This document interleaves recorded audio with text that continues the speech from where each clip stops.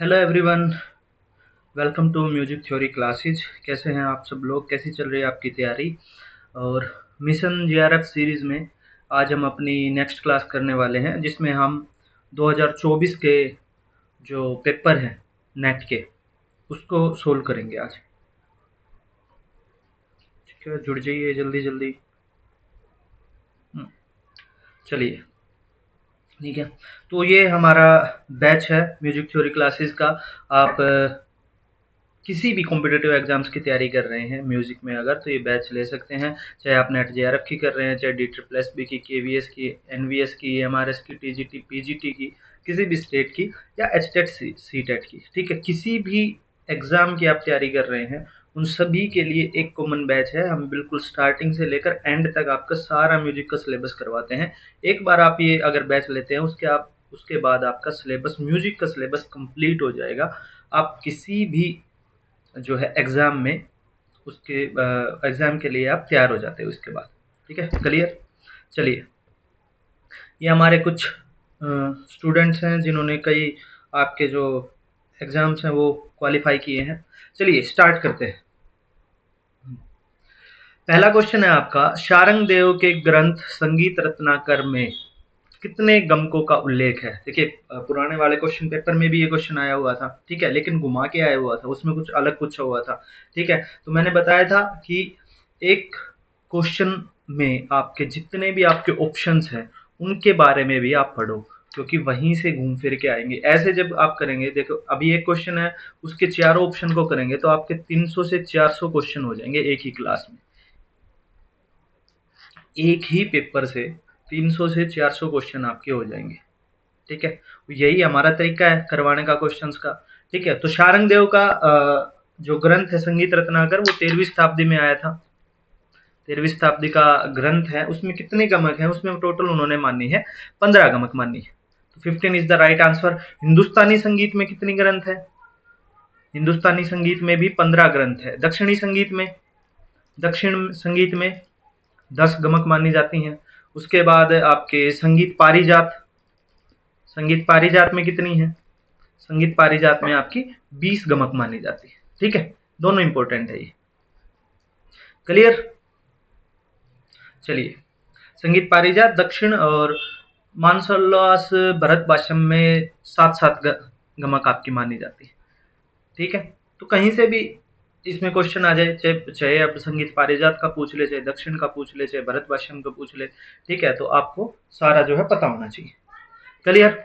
Next question है आपका, गीतों की रचना कूटबंद करने के लिए वर्ष 1905 में ज्योतिंद्र नाथ टैगोर ने किस स्वरलिपि पद्धति का सूत्रपात किया? देखो, मैंने आपके सिलेबस में दो इंपॉर्टेंट जो है लिखवाई हुई हैं, एक तो दंड मात्रिक, दूसरा आकार मात्रिक। ठीक है, तो ज्योतिंद्र नाथ जी ने कौन सी करवाई है? ज्योतिंद्र नाथ जी ने करवाई है आकार मात्रिक। दूसरे हैं आपके सुरेंद्र नाथ। ठीक है, सुरेंद्र नाथ जी ने कौन सी करवाई है? वो करवाई है आपकी दंड मात्रिक। क्लियर? दोनों इंपॉर्टेंट है, दोनों आपको जो है याद होनी चाहिए। ठीक है, और ये जो नोटेशन है कौन से संगीत को नोटेट करती है? ये बंगाल के संगीत को। ठीक है, और रविंद्र संगीत को, बंगाल के रविंद्र संगीत को जो है नोटेट करती है। रविंद्र संगीत की ये नोटेशन है। क्लियर? दंड मात्रिक सुरेंद्र जी की, आकार मात्रिक आपकी जो ज्योतिरिंद्र नाथ टैगोर की, और हिंदुस्तानी स्वरलिपि तो आपकी भातखंडे जी की है, भातखंडे जी की। क्लियर? चलिए, नेक्स्ट क्वेश्चन है आपका, पद्म श्री पूर्णाराम निषाद छत्तीसगढ़ के लोक संगीत के किस रूप के कलाकार हैं? कौन सी जो है वहाँ के लोक गायन हैं, उनके आपके जो है कलाकार हैं पूर्णाराम निषाद। तो पद्मश्री हैं, तो सबसे पहला क्वेश्चन तो यही है कि इनको पद्मश्री कब मिला था? इनको मिला था 2005 में। ठीक है, इसका आंसर है आपका पंडवानी। पंडवानी। ठीक है, तो कौन से रूप के कलाकार हैं? पंडवानी के। पंडवानी से एक मोस्ट इंपोर्टेंट क्वेश्चन जो बार बार पूछा जाता है, एक कलाकार का नाम है तिज्जन बाई। तिज्जन बाई। ठीक है, अगर पंडवानी से क्वेश्चन आता है तो 90% इन्हीं कलाकार का नाम आएगा। आपसे पूछा जाएगा तिज्जन बाई जी कौन सी विधा की कलाकार है। ठीक है, ये जो सारी आपकी लोक गायकी दी गई हैं, ये आपकी कर्मा ठीक है, छत्तीसगढ़ की ही है, छत्तीसगढ़ से ही है।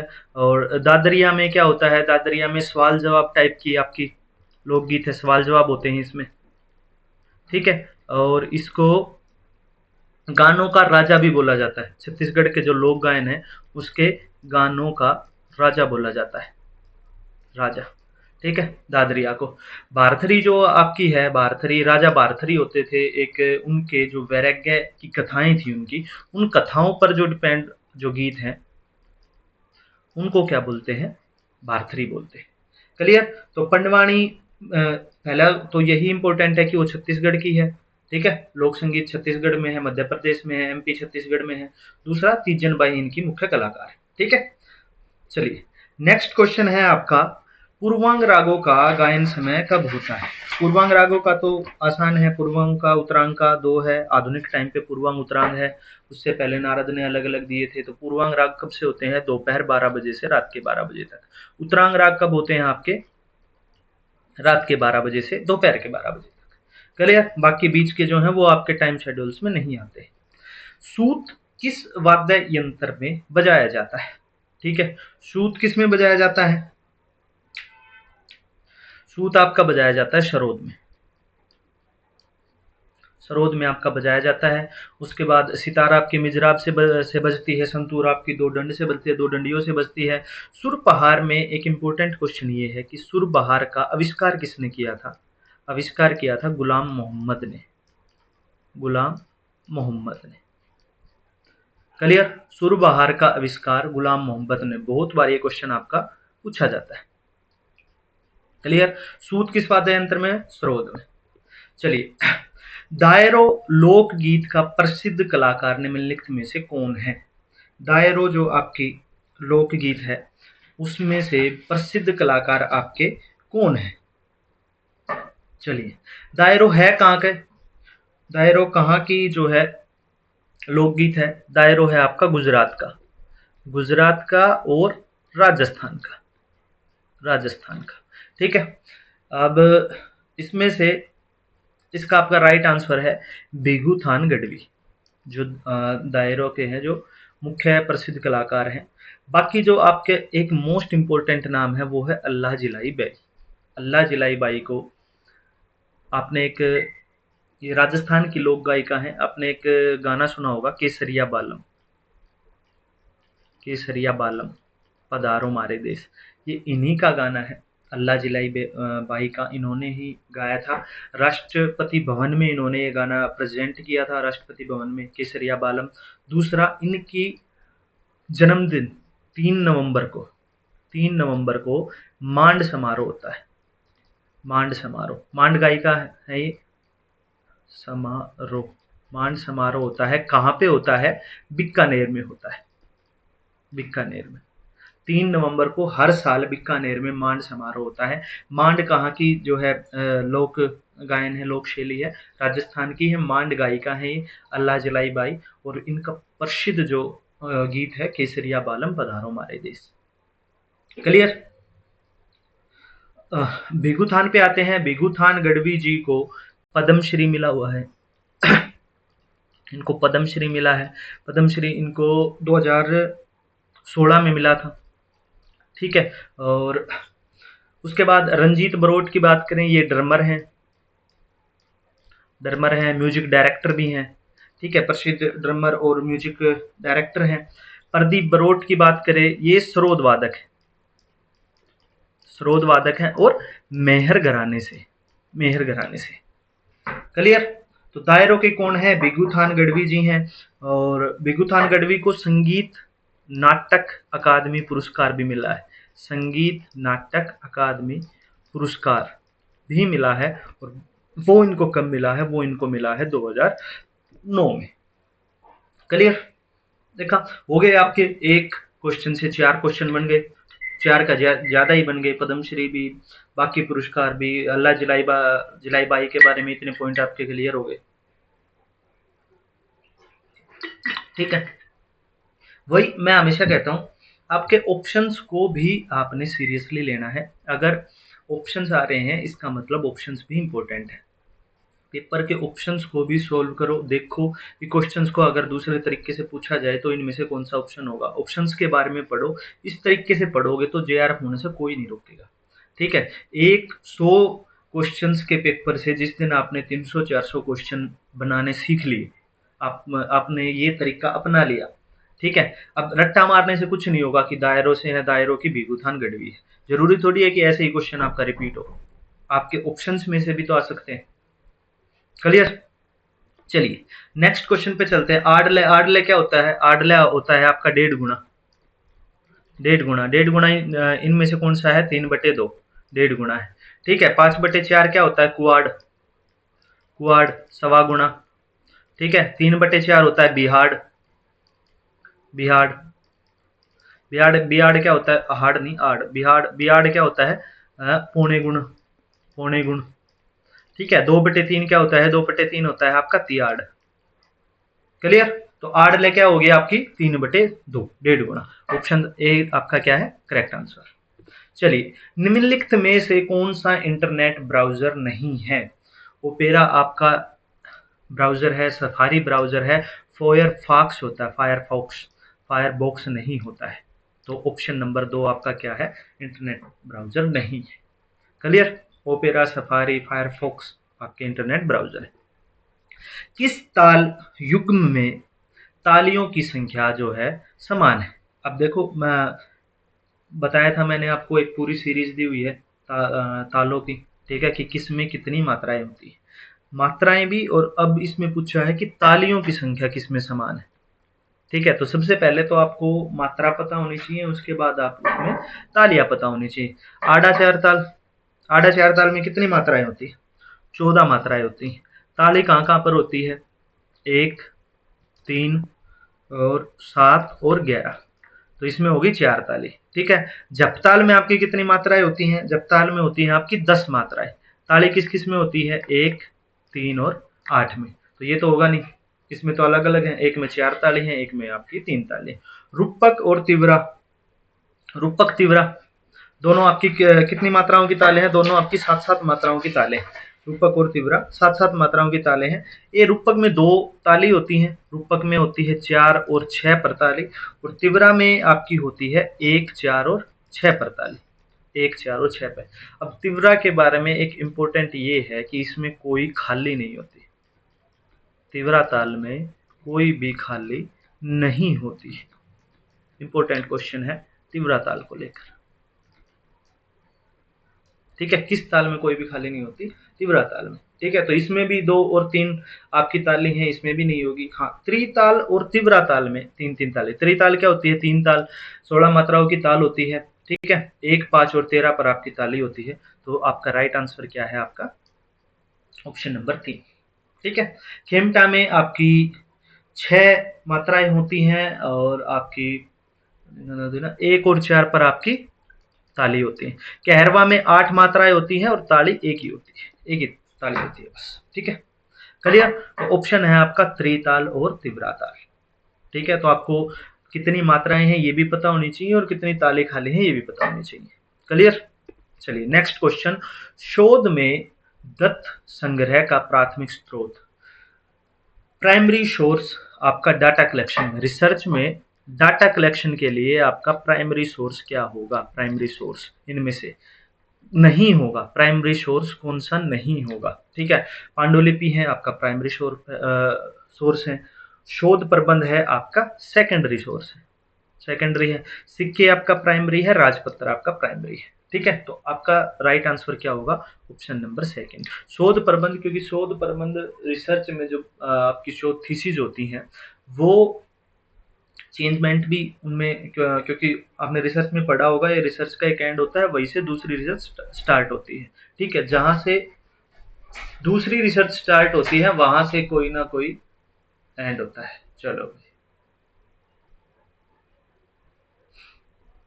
ठीक है, कमाल है, कबूतर आ गए हैं, कहाँ से आए हैं पता नहीं। चलिए, ठीक है, तो पांडुलिपि, सिक्के और राजपत्र ये आपके फिक्स हैं, इनको चेंज नहीं किया जा सकता है, एज इट इज आप अपने उसमें रिसर्च में यूज करते हैं। ठीक है, तो ये है आपका प्राइमरी सोर्स है। उसके बाद शोध प्रविधि के अनुसार सोपानों का अनुक्रम सीरीज आपकी शोध के जो रिसर्च में आपकी सीरीज के बारे में पूछा गया है।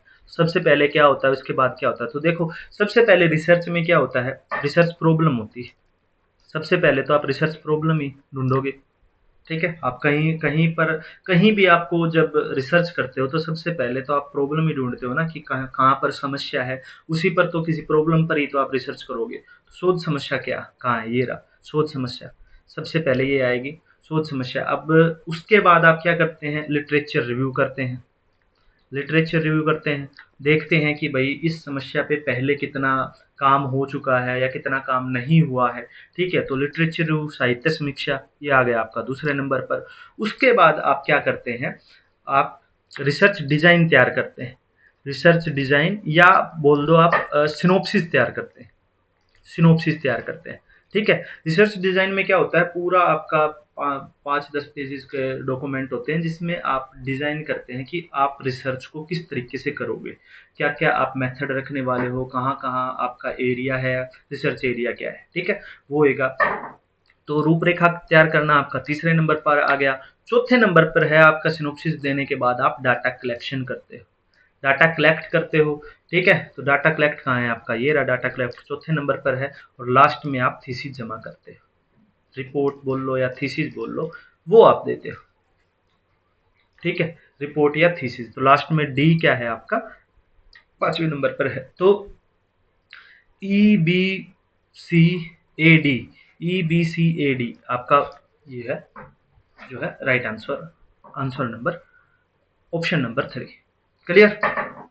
चलिए चलिए नेक्स्ट क्वेश्चन की बात करते हैं। निम्नलिखित कलाओं को उनके अवरोही क्रम में व्यवस्थित कीजिए। देखिए कला संगीत आपकी 3 कलाओं से मिलकर आपकी बनती है, गीत से, वाद्य से और आपके नृत्य से। गीत को क्या माना जाता है, सबसे मुख्य फर्स्ट नंबर पर, वाद्य को उसके बाद सेकंड नंबर पर और नृत्य को तीसरे नंबर पर माना जाता है, ठीक है। तीनों कलाओं से सम्मिलित होकर आपकी जो है बनती है, ठीक है। तो इनको अवरोही क्रम में लिखना है तो सबसे लास्ट में आएगा गीत, गीत सबसे लास्ट में सी, उसके बाद आएगा आपका वाद्य, वाद्य उसके बाद ई ऑप्शन, नृत्य, नृत्य आपका आएगा ए ऑप्शन, उसके बाद सी, उसके बाद आलेख्य और नाट्य। देखो नाट्य में इन तीनों का प्रयोग होता है, नाट्य में गीत, वाद्य और नृत्य तीनों का प्रयोग होता है। तो उसके बाद आएगा आपका डी और लास्ट में आएगा आपका आलेख्य, ठीक है। तो B D A E C, देखो B D A E C option number 1 आपका क्या हो जाएगा, करेक्ट हो जाएगा। क्लियर। उसके बाद है आपका बेहतर मेल योजनाओं के 12 चक्रों का सही अनुक्रम कीजिए। देखिए बेहतर मेल प्रक्रिया में आपके 12 चक्र होते हैं, 12 चक्रों के नाम अब पूछने लग गए हैं, पहले नहीं पूछते थे।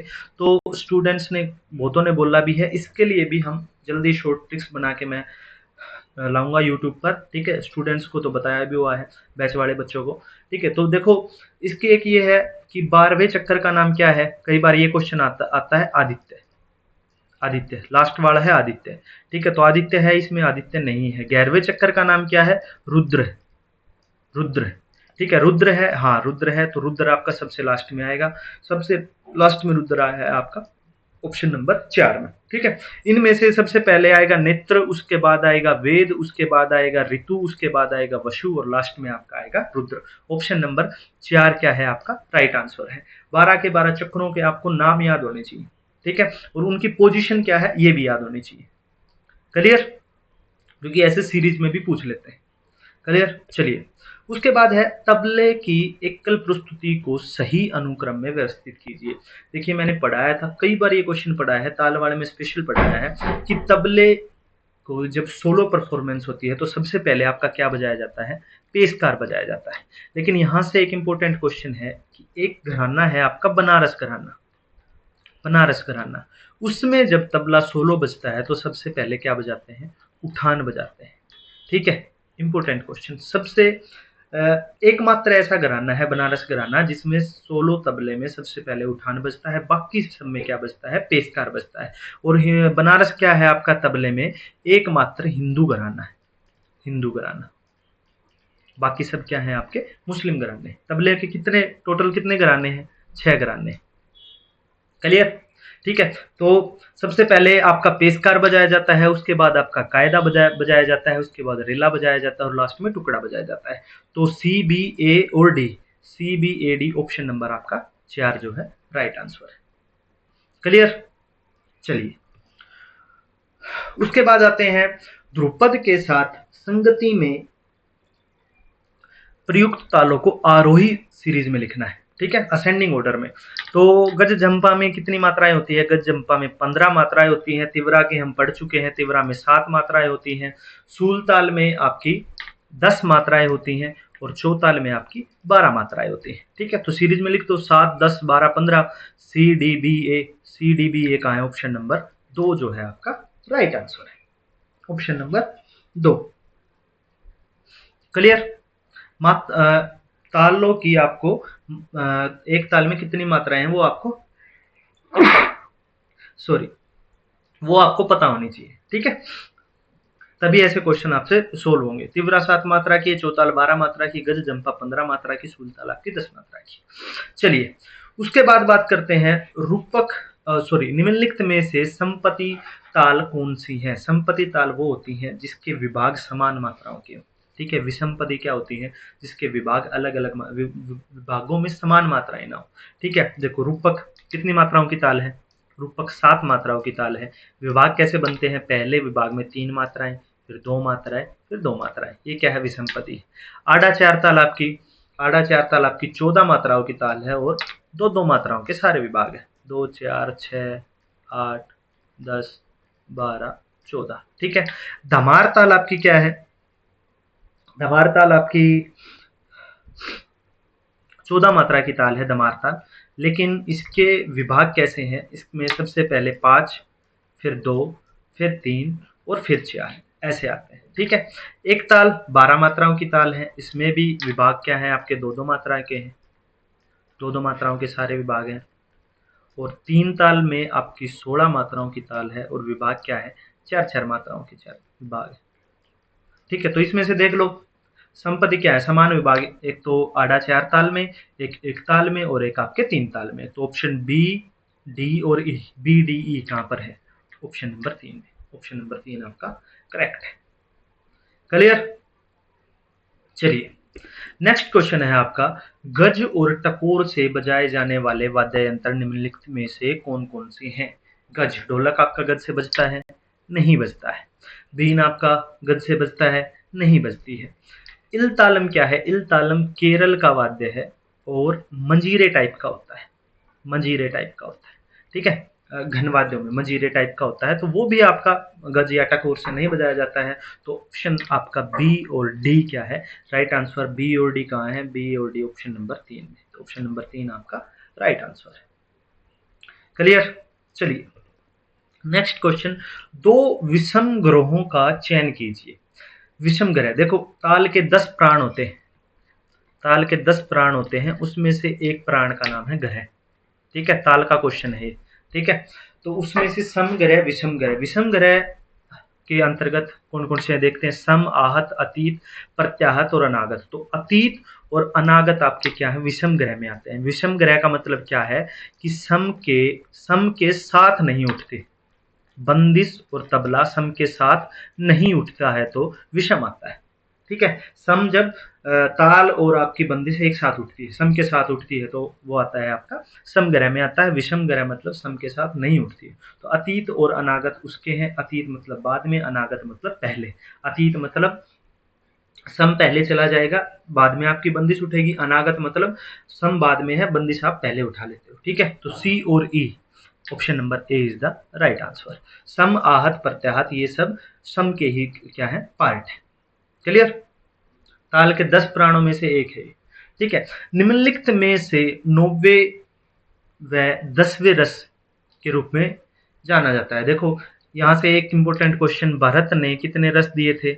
भरत ने रस दिए थे 8। इंपॉर्टेंट है, भरत ने रस 8 दिए थे। 9वां रस था आपका शांत रस, 9th रस था शांत रस। दिया किसने था? अभिनव गुप्त ने, अभिनव गुप्त। ठीक है, अभिनव गुप्त की बुक का नाम क्या था? अभिनव भारती, अभिनव भारती। ये क्या थी? ये टीका थी किसकी? नाट्य शास्त्र की। टीका किसकी थी? नाट्यशास्त्र की। क्लियर हो गए कई कई पॉइंट। 10वां आपका जो रस था वो था वात्सल्य रस। वात्सल्य किसने दिया था? 10th नंबर का ये रस माना जाता है, दिया था आचार्य विश्वनाथ ने। आचार्य विश्वनाथ, विश्वनाथ। क्लियर। आज के टाइम पे 11th रस जो माना जाता है वो माना जाता है भक्ति रस को। ठीक है, आधुनिक टाइम का 11th रस। क्लियर। बाकी भयानक, विभत्स, अद्भुत ये भरत के 8 रसों में आते हैं। क्लियर। तो क्वेश्चन क्या था? 9वें 10वें रस के रूप में B and C, B and C, ये रहा ऑप्शन नंबर 3 आपका राइट आंसर। क्लियर हो गए बहुत सारे पॉइंट। क्लियर। 9वां और 10वां रस दिया किसने था? 11वां रस आज के टाइम पे क्या है? भक्ति रस है। चलिए, निम्नलिखित में से किन तालों में 14 मात्राएं होती हैं? ठीक है, 14 मात्राएं किन किन में होती हैं? दीपचंदी में 14 मात्राएं होती हैं। इसका दूसरा नाम क्या है? छाछर ताल, इसको बोलते हैं ठुमरी गायन में। झुमरा में आपकी 14 ताल होती हैं। चौताल में आपकी 12 ताल होती हैं। आड़ा चार ताल में 14 ताल होती हैं। रुद्र ताल में 11 ताल होती है। ठीक है, तो 14 तालों वाली ए, बी और ई, ए, बी और ई, अरे नो सॉरी, ए, बी और डी, डी आड़ा आड़ा चार ताल, ए, बी और डी, ए, बी और डी, ऑप्शन नंबर 2 आपका क्या है? Right answer. क्लियर। चलिए, नेक्स्ट क्वेश्चन है आपका रस के नाम और स्थाई भाव। अब यहां से रस तो हमने बता दिए, भरत ने कितने रस दिए थे? भरत ने 8 रस दिए थे। क्लियर है। भरत ने भाव कितने दिए थे? ये भी है, ये भी इंपॉर्टेंट क्वेश्चन है। भरत ने भाव कितने दिए थे? टोटल भरत ने 49 भाव दिए थे। याद रखना कौन से? स्थाई भाव, संचारी भाव और सात्विक भाव। यहां से भी क्वेश्चन आते हैं और इन तीनों में से सबसे ज्यादा क्वेश्चन आता है संचारी भाव का। ठीक है, ये कितने दिए? स्थाई भाव 8 दिए, संचारी भाव 33 दिए और सात्विक भाव भी 8 दिए। इंपॉर्टेंट है। टोटल कितने दिए भरत ने? टोटल दिए 49। क्लियर। संचारी भाव पूछा जा चुका है, कई बार आपके पेपर्स में पूछा जा चुका है। ठीक है, तो देखिए कौन से रस का कौन सा भाव है? रुद्र का क्रोध में जाएगा। देखो मैंने कैसे याद किए थे, रुद्र रौद्र रूप होगा तो इंसान क्रोध में जाएगा। ठीक है, क्रोध में ही रौद्र रूप होता है, रुद्र क्रोध में जाएगा। वीर, वीर लड़ाई लड़ने जाते हैं तो क्या होता है? उनमें उत्साह होता है, तभी तो लड़ाई लड़ने जाते हैं। तो वीर का जाएगा उत्साह में, वीर लोग उत्साह। भयानक भैसे मिलते हैं। ठीक है, श्रृंगार का जाएगा आपके रति में। श्रृंगार को रति में कैसे आप याद रखोगे? ठीक है, फिर वही स्टोरी से याद रखो। ठीक है, मैंने तो स्टोरी से याद रखा था। स्टोरी क्या है? श्रृंगार कौन करती है? स्त्रियां श्रृंगार करती हैं। अब किसी स्त्री को आप बोलो कि जल्दी कहीं पे किसी को जल्दी जाना है, कि हमें बहुत जल्दी निकलना है, ठीक है, चलो साथ चलो, कहीं भी जाना है, बाहर जाना है, डिनर पे जाना है, कहीं भी जाना है, कहीं मार्केट जाना है, कि बहुत जल्दी में है, जल्दी जाओ, तो वो सबसे पहले क्या करेगी? वो सबसे पहले करेगी श्रृंगार। कोई भी स्त्री सबसे पहले करेगी श्रृंगार। तो फिर इंसान क्या सोचता है फिर कि यार रत्ती बरसरम है तुम्हें, मुझे जल्दी है, तुम श्रृंगार करने बैठ गई। ठीक है, तो श्रृंगार का भाव क्या होगा? रत्ती। ठीक है, मैंने ऐसे याद कर रखा है। मेरी स्टूडेंट है एक लाइब्रेरी में, वो कह रहे थे सर आपकी सारी शॉर्ट ट्रिक्स में आप लड़कियों पर क्यों कटाक्ष करते हो? लड़कियां ही क्यों होती है, लड़के लड़की क्यों होते हैं? आपकी सारी वीडियो, सारे शॉर्ट ट्रिक्स जो भी आप बताते हो, मुझे ऐसे ही याद रहता है।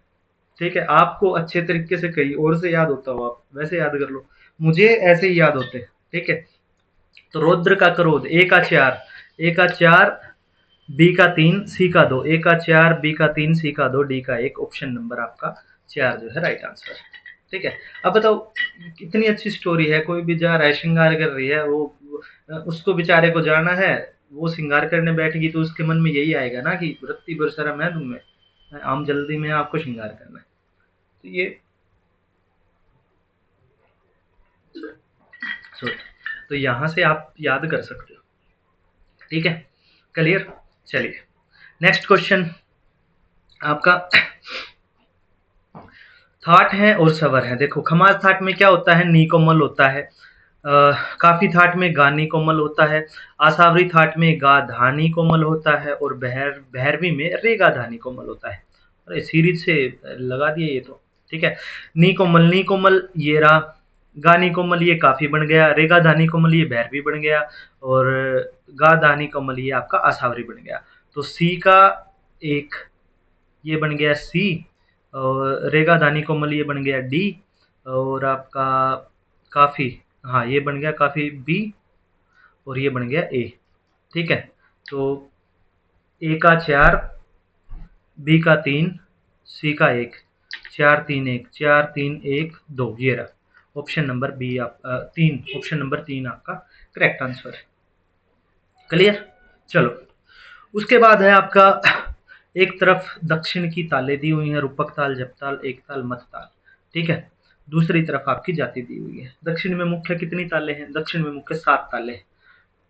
ठीक है, याद करने का तरीका बताया था नहीं।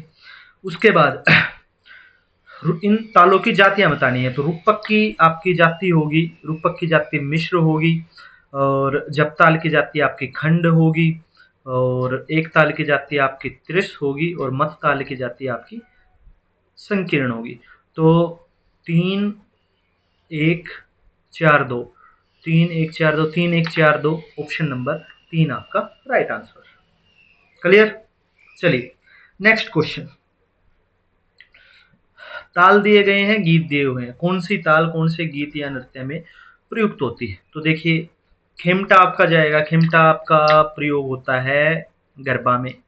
ठीक है, धुमाली आपकी यूज होती है कीर्तन में, भजनी आपकी अभंग में यूज होती है, और दादरा आपकी गजल में यूज होती है। ठीक है, तो 4 3 1 2, 4 3 1 2, ऑप्शन नंबर ए में ही क्या है करेक्ट आंसर है।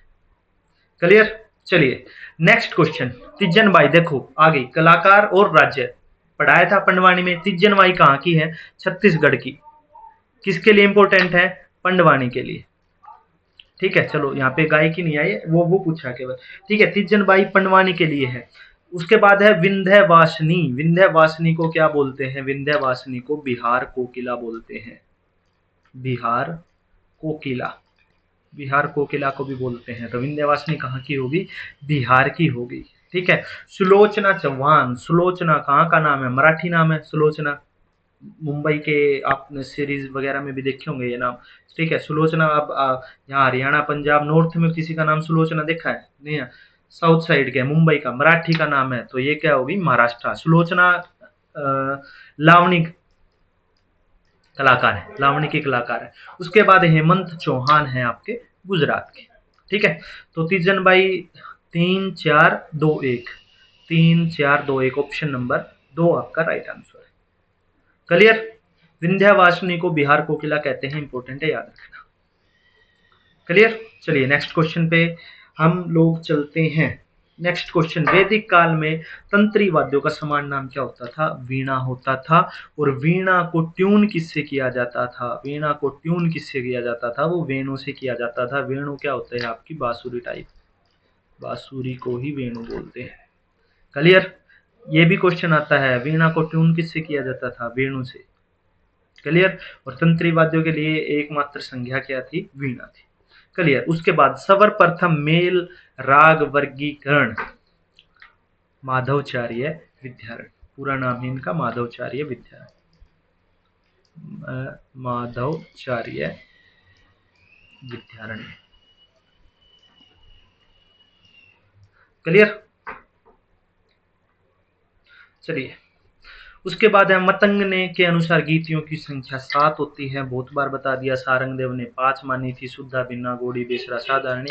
मतंग ने 2 एक्स्ट्रा बताई, भाषा और विभाषा। मतंग ने 2 एक्स्ट्रा। ठीक है, उसके बाद मतंग ने शुद्धा को कहा है चौकसा, शुद्धा को बोला चौकसा, और बेसरा को बोला राग गीति। मतंग ने बेसरा को बोला राग गीति, इंपोर्टेंट। क्लियर? देखा, हो गया। गीतियों से सारे क्वेश्चन आ गए। 7 मतंग ने बताई, 5 शारंगदेव ने बताई। मतंग ने शारंगदेव की शुद्धा को क्या बोला? चौकसा बोला। बेसरा को बोला राग गीति बोला। शुद्धा किसके समान है? द्रुपद के समान। ठीक है, बेसरा टप्पा के समान, भिन्ना ठुमरी के समान, और क्या रहा? शुद्धा भिन्ना गोड़ी, सॉरी गोड़ी ठुमरी के समान, भिन्ना धमार के समान, और साधारणी आपकी ख्याल के समान। क्लियर? हो गए। गीतियों में इससे बाहर क्वेश्चन आएगा ही नहीं। चलो नेक्स्ट क्वेश्चन, मध्यग्रामिक मूर्छना मार्गी का आरंभ स्वर क्या है? आरंभिक स्वर। अब देखो, फिर फिर वही शॉर्ट ट्रिक, और ये मेरी सबसे सबसे फेवरेट शॉर्ट ट्रिक है मध्यम ग्राम मूर्छना के नाम याद रखने की।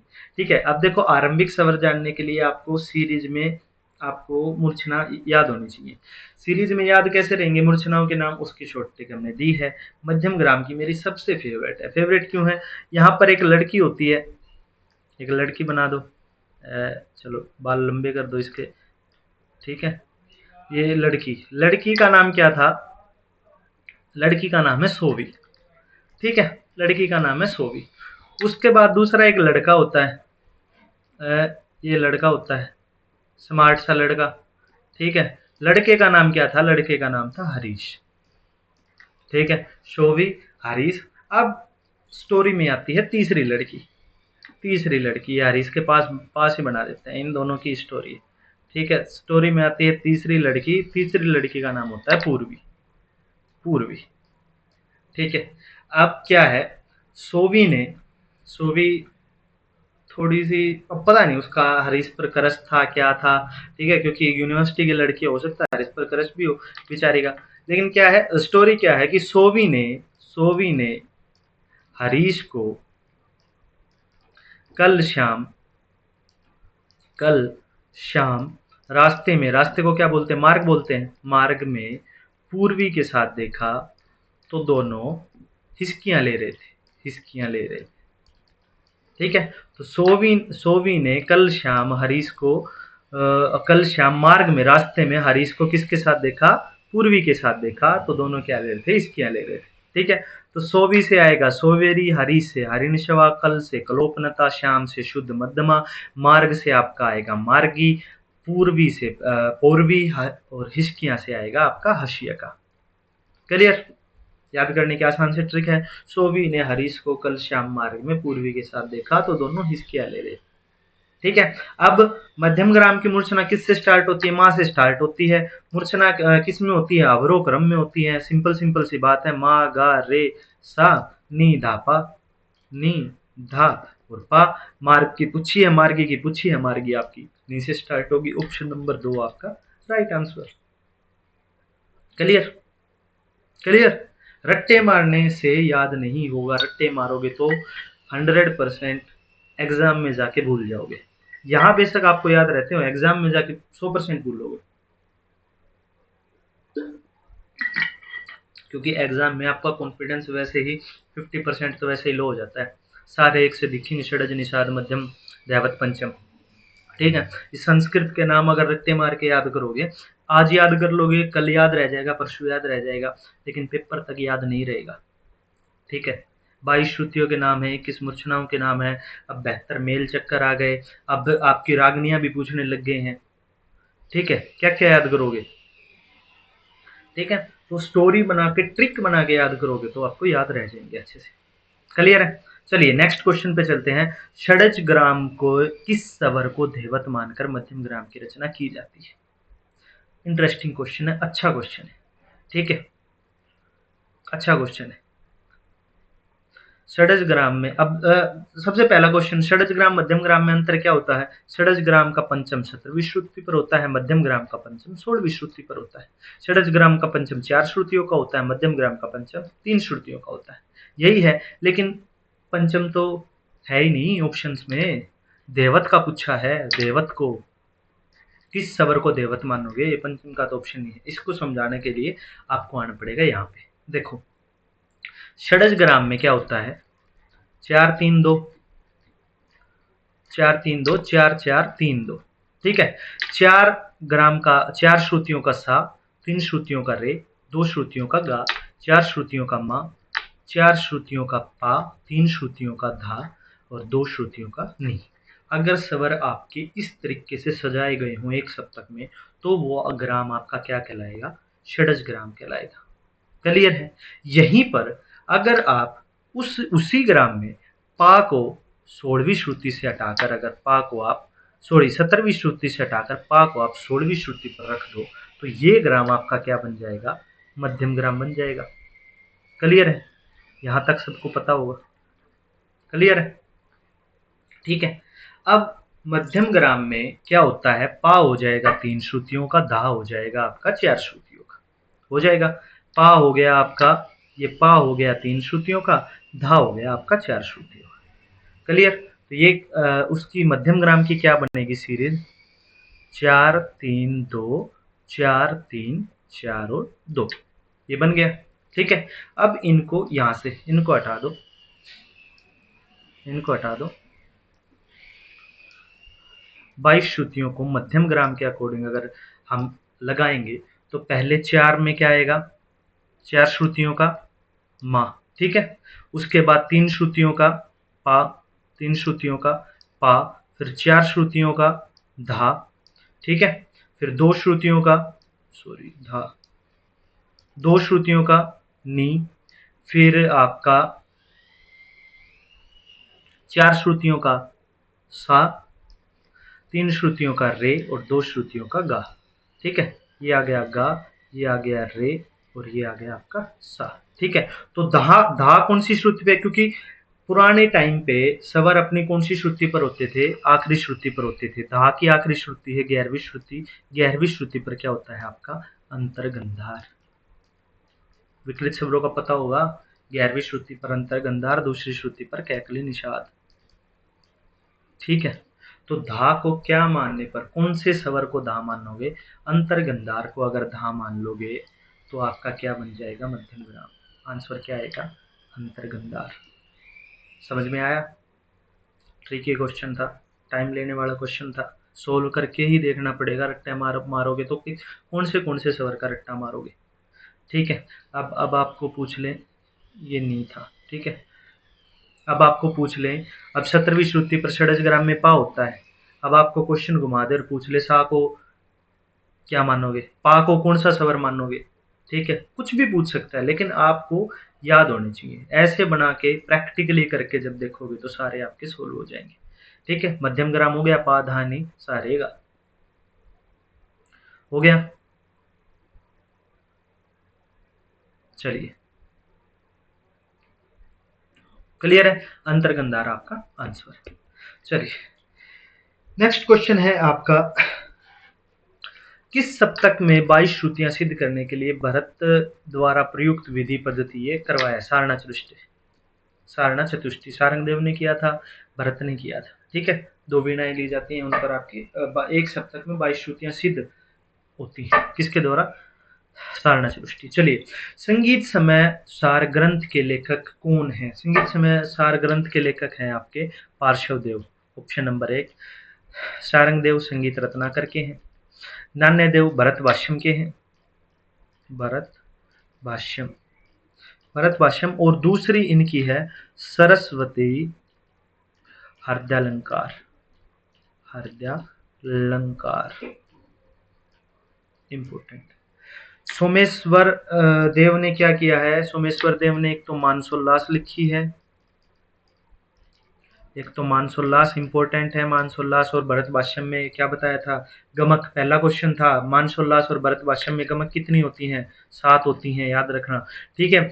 मानसोल्लास, और दूसरी है अभिलाष चिंतामणि, अभिलाष चिंतामणि,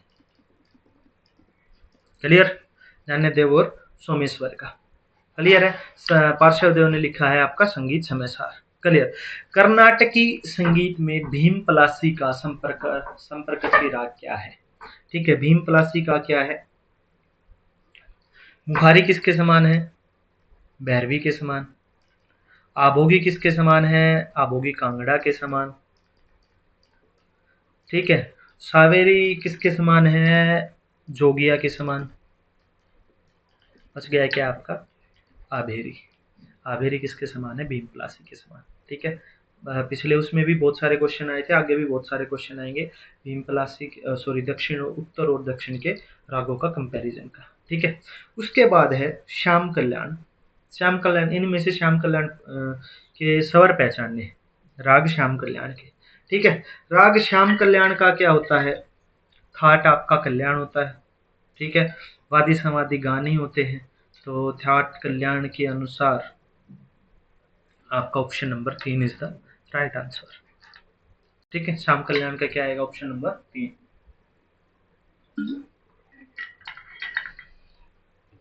चलिए, स्वामी प्रज्ञानंद के अनुसार सरोद का सही नाम क्या है? सारे सरोद के नाम है, सारे ही सरोद के नाम है, लेकिन स्वामी प्रज्ञानंद के अनुसार पूछा है तो सारथीय वीणा उन्होंने बताया था। सवरोध, सवरोदय, शहरुद, सबको ही सरोद का नाम किसी न किसी विद्वान ने दिया है। स्वामी प्रज्ञानंद के अनुसार सारथीय वीणा। नाट्य शास्त्रीय काल में विपंची वीणा में तंत्रियों की संख्या क्या थी?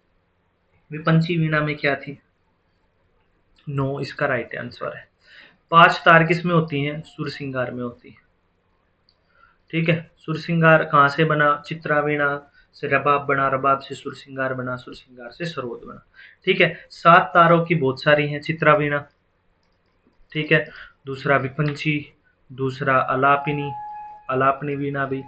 ठीक है, और दक्षिणी वीणा में 7 तार होते हैं, और ब्रह्मा वीणा में, प्रिवादनी वीणा में, तो इन सब में क्या होते हैं? 7 तार होते हैं। ठीक है, क्लियर। चलिए नेक्स्ट क्वेश्चन।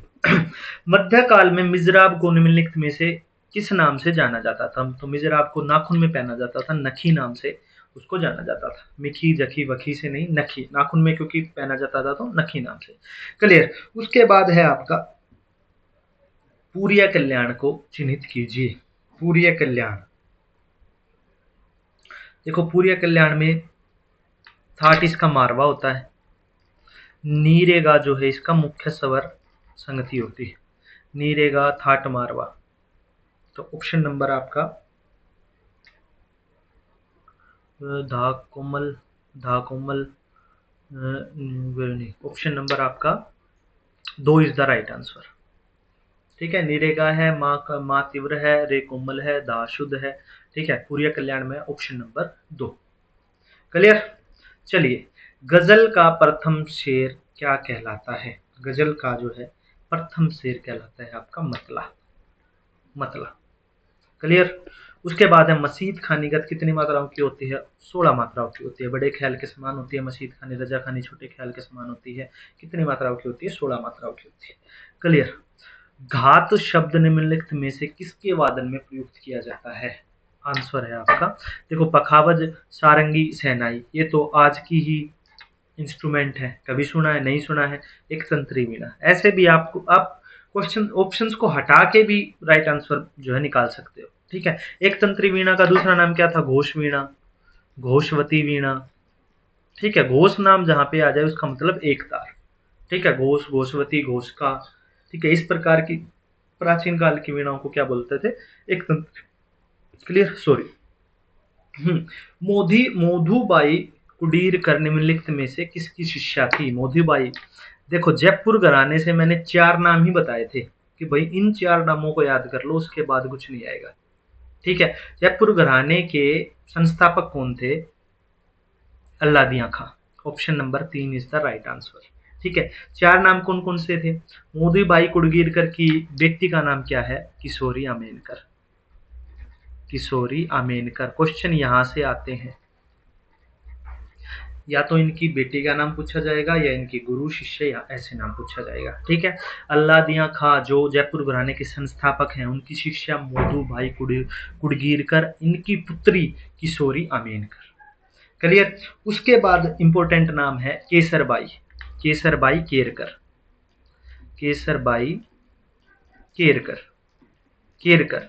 इनके ये भी किसकी शिष्या थी? ये भी इन्हीं की शिष्य हैं। केसरबाई केरकर अल्लादिया खां की शिष्या हैं। केसरबाई केरकर की शिष्या का नाम है दोदूताई कुलकर्णी, दोदूताई कुलकर्णी, कुलकर्णी। ठीक है, तो ये 4 नाम है, मोदूबाई, किशोरी आमोनकर, केसरबाई और दोदूताई कुलकर्णी। ठीक है, ये आपस में याद रख लो। अल्लादिया खां की 2 शिष्य थी, मोदूबाई कुडगीलकर और केसरबाई केरकर। मोदूबाई कुडगीरकर की थी पुत्री किशोरी आमेनकर, इसकी शिष्या थी। केसरबाई की शिष्या थी दोदूताई कुलकर्णी। जयपुर घराने से ये सारे थे, जयपुर से। ठीक है, जयपुर घराने में से मोस्टली इन 5 नामों में से क्वेश्चन आएगा, उससे ज्यादा नहीं आएगा। क्लियर। चलिए नेक्स्ट क्वेश्चन, सवर सम्राट की उपाधि किसे प्राप्त है? ठीक है, बड़े गुलाम अली खां को क्या बोला जाता है? 20वीं सदी का तानसेन,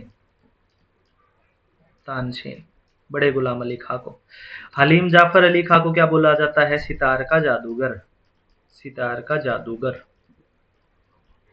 ठीक है, अली अकबर खां इसका राइट आंसर।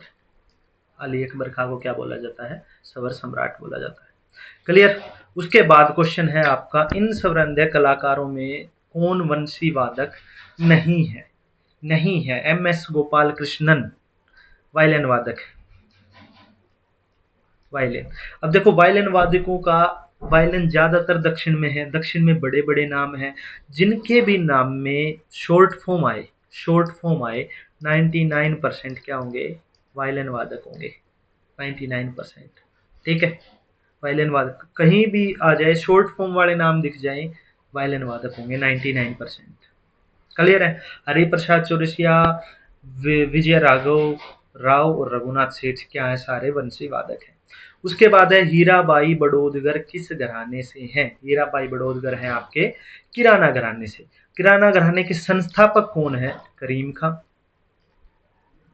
ठीक है, आगरा घराने के संस्थापक कौन है? आगरा का घाघरा ट्रिक बताई थी गग्गे खुदा बख्श। ठीक है, और खुदा बख्श। जयपुर घराने का अभी पढ़ाया ही था, जयपुर घराने के कौन थे? अल्लादिया खां, अल्लादिया। और ग्वालियर घराने के क्या कौन है? नत्थन पीर बख्श, नत्थन पीर बख्श। ठीक है, यहाँ से भी आपके ग्वालियर घरानों के संस्थापक से भी आपके क्वेश्चन आते हैं। क्लियर। उसके बाद है, निम्नलिखित में से किस कलाकार ने तबले की संगति को नया आयाम दिया? उसका आपका राइट आंसर है किशन महाराज। इन्होंने नई नई चीजें जोड़कर तबले में नया आयाम दिया था। किशन महाराज के गुरु पूछे जाते हैं कंठे महाराज, कंठे महाराज। कंठे महाराज के गुरु भी एक दो बार पूछे गए हैं, दिलीप मिश्र, दिलीप मिश्र। क्लियर है। और किशन महाराज क्या है? प्रथम तबले वादक, प्रथम पद्म भूषण, पद्म विभूषण, पद्म विभूषण प्राप्त है, पद्म विभूषण जिनको मिला था। पद्म भूषण किनको मिला था? यहीं पे है आपके अहमद जान थिरकवा, जिनको पद्म भूषण मिला था, प्रथम फर्स्ट तबला वादकों में पद्म भूषण मिला अहमद जान थिरकवा को, पद्म विभूषण मिला किशन महाराज को। ठीक है,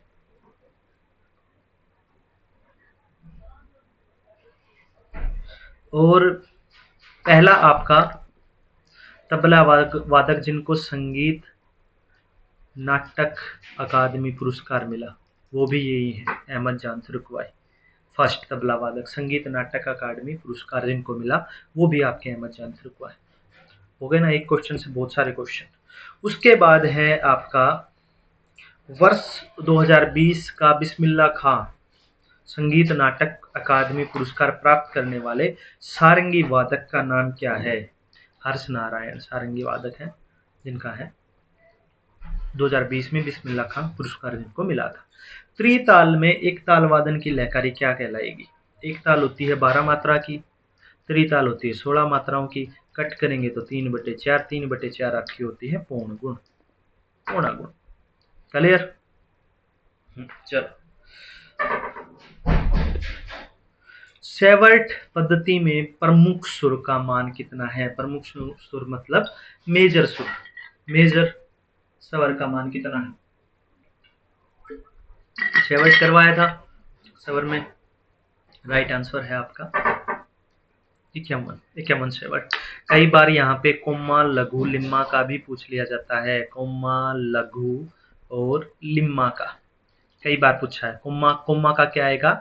5 सेवर्ट। ठीक है, लघु का क्या आएगा आपका? 28 सेवर्ट, और लिम्मा का क्या आएगा आपका? 23 सेवर्ट। ठीक है, कोम्मा लघु लिम्मा क्या है? ओमकारनाथ ठाकुर जी के श्रुति अंतर। ठीक है, प्रमाण श्रुति किसके समान है? कोम्मा के समान है। ठीक है, तो कोम्मा 0.5, लघु 28, लिम्मा आपका 23। मेजर माइनर में करें, मेजर होता है 51, माइनर होता है आपका 45.8, और सेमी होता है आपका 28। Semi, major minor semi, semi होता है आपका 28 सेवर्ट के अनुसार। ठीक है, बताओ अब सेवर्ट से कोई भी क्वेश्चन आ जाओ, कैसा भी क्वेश्चन आ जाओ, सारे यहीं पे हैं, सबको लिख लो, इससे बाहर क्वेश्चन आएगा ही नहीं। और बताओ क्या चाहिए, इससे बाहर क्वेश्चन सेवर्ट का आ ही नहीं सकता। और बताओ, चलिए, गंगूबाई हंगल कला एवं प्रदर्शन कला विश्वविद्यालय कहाँ स्थित है? मैसूर, गंगूबाई हंगल मैसूर में। ठीक है, उसके बाद निम्नलिखित रागों का गायन समय के आरोही क्रम के अनुसार व्यवस्थित कीजिए। गायन समय, गायन समय में आएगा, सबसे पहले आपका आएगा सोनी प्रथम, उसके बाद जौनपुरी दिन का सेकंड, उसके बाद भीमपलासी दिन का थर्ड पैर, उसके बाद आएगा आपका मारवा, मारवा संधि प्रकाश और छायानट रात का प्रथम। तो सी से स्टार्ट, सी पहले आएगा, सी से स्टार्ट आपका ऑप्शन नंबर 3, ऑप्शन नंबर 3 आपका राइट आंसर। चलिए, निम्नलिखित वाद्य यंत्रों को उनकी मुख्य तंत्री की संख्या के अनुसार आरोही क्रम में लिखिए। मुख्य तंत्री आरोही क्रम, सारंगी में कितनी मुख्य तंत्री होती हैं? 3। ठीक है, सरोद में 4, पन्ना में 1, चित्र, देखो चित्रवीणा है, चित्रा नहीं है, चित्रावीणा में 7 हैं। चित्रवीणा को क्या बोलते हैं? गोटुवाद्यम, गोटुवाद्यम दक्षिण का। गोटुवाद्यम में कितनी है? 6। संतूर में कितनी है? 100।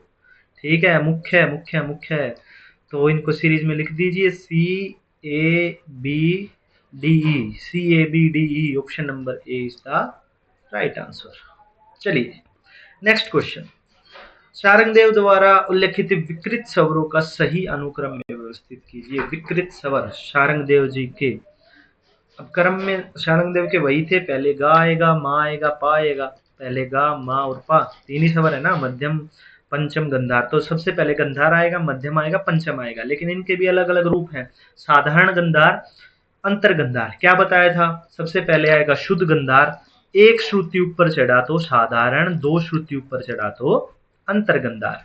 ठीक है, क्लियर? शुद्ध गंधार 9वीं श्रुति पर, शुद्ध गंधार कौन सी श्रुति पर है? 9वीं श्रुति पर, साधारण गंधार 10वीं श्रुति पर, अंतर गंधार 11वीं श्रुति पर। तो सबसे पहले क्या आएगा? साधारण गंधार आएगा, उसके बाद अंतर गंधार आएगा, उसके बाद च्युत मध्यम आएगा, उसके बाद अच्युत मध्यम आएगा, और उसके बाद त्रिश्रुति पंचम आएगा। ठीक है, ऐसे ही च्युत अच्युत का पढ़ाया था। ठीक है, क्लियर?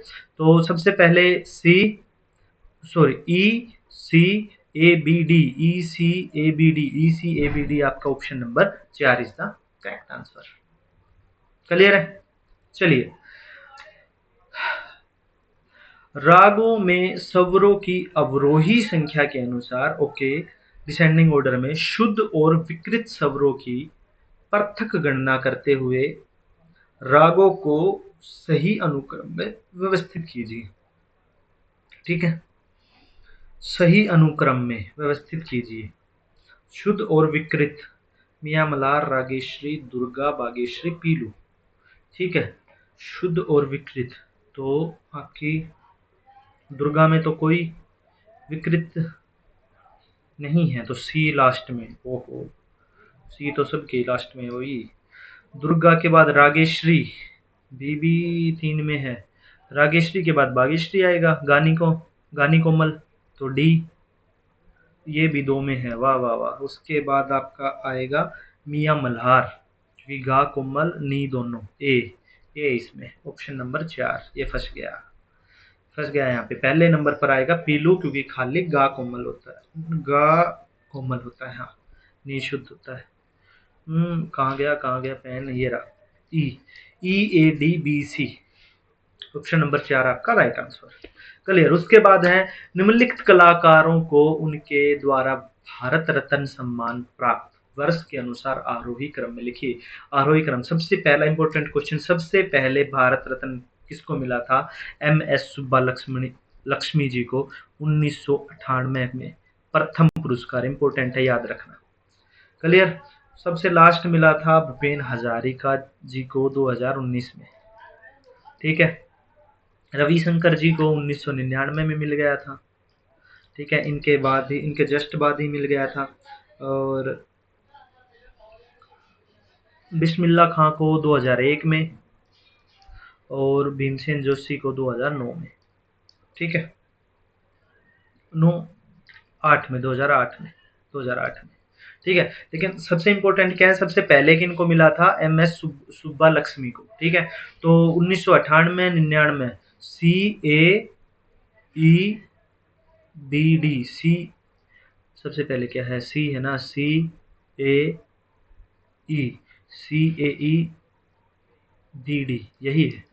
यही है आपका right answer. Option number A is the right answer. तो सबका ये भी लिख लेना कि किसको कब मिला था, ये भी लिख लेना। लास्ट जो मिला है भारत रत्न किसी कलाकार को, वो भूपेन हजारिका को 2019 में मिला है, उसके बाद नहीं मिला है। ठीक है, क्लियर। चलिए निम्नलिखित कलाकारों को उनके संगीत नाटक अकादमी पुरस्कार प्राप्त करने के वर्ष के अनुसार आरोही क्रम में व्यवस्थित कीजिए। ठीक है, तो सबसे पहले इनमें से मिला था MS गोपाल कृष्णा को।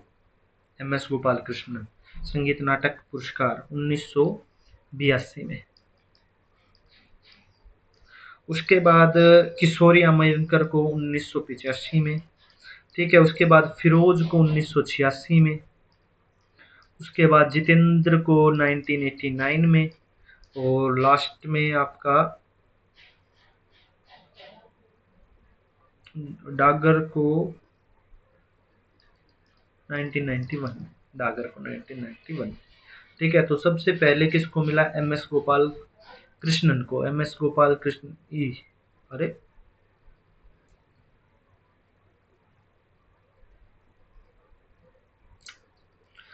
ऑप्शंस गलत हैं, इसमें से कोई भी ऑप्शंस नहीं है। ठीक है, ई को लास्ट में नहीं रखा जाएगा। सबसे पहले MS गोपाल कृष्णन को ही मिला था 1982 में। ठीक है, तो इसमें से ऑप्शंस ये नहीं है। ठीक है, पर ये लिख लेना सारे, ये आपके ये इंपॉर्टेंट है, ये वर्ष लिख लेना इनके। ठीक है, निम्नलिखित ग्रंथों को उनकी अध्याय संख्या के अवरोही क्रम में, असेंडिंग ऑर्डर में लिखना है, असेंडिंग ऑर्डर में। ठीक है, तो सबसे पहले आएगा आपका भारतभाष्यम, उसके बाद आएगा आपका चतुर्दंडी प्रकाशिका, उसके बाद आएगी आपकी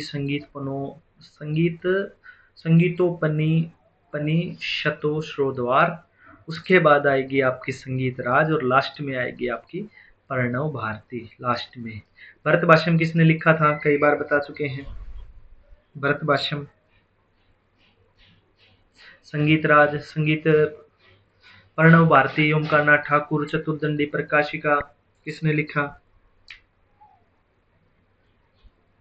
ठीक है, बताओ। दंडी प्रकाशिका वेंकटमुखी, प्रणव भारती, ओमकारनाथ ठाकुर, भरतभाष्यम नान्य देव, संगीत पुनसारोद्वार सुधाकलश, संगीत राज महाराणा कुंभा। लिख लेना, महाराणा कुंभा और सुधाकलश और ये तो ओमकारनाथ ठाकुर, तो आपको याद रह ही जाएगा। Option number 4 is the right answer. नहीं, option number A, sorry, option number A is the right answer. सबसे पहले भरतभाष्यम, उसके बाद चतुर्दंडी प्रकाशिका, उसके बाद प्रणव भारती, उसके बाद आपका आएगा संगीतोपनिषारोद्वार, और लास्ट में आपका आएगा संगीत राज। क्लियर। चलिए, उसके बाद है आपको निम्नलिखित तालों को उनकी तालियों की आरोही संख्या के अनुसार। भाई इस बार तालियां बहुत पूछी गई है, मात्रा कम पूछी गई है, तालियां ज्यादा पूछी गई हैं। ठीक है, तो इसमें है सबसे पहले रूपक में एक ताली, सबसे पहले दादरा आएगी। दादरा में एक ताली होती है, दादरा में। रूपक में 2 ताली होती हैं, धमार में 3 ताली होती हैं। ठीक है, 4 विभाग 3 ताली। आड़ा 4 ताल में 5 ताली होती हैं, रुद्र में आपकी 4 ताली होती है। ठीक है, रुद्र में आपकी 4 ताली होती हैं। तो क्या बनेगा आपका बी ए सी ई और D, B A C E D, B B B A B A C E D, यही है, ई डी आएगा यहाँ पे भाई। ऑप्शंस क्या है, कहीं और है E D, B A D, नहीं नहीं नहीं। रुद्र ताल में 4 होती हैं, 11 मात्राओं की ताली होती है। आड़ा आड़ा चौर ताल में 5 तालियां होती है। आड़ा चौर ताल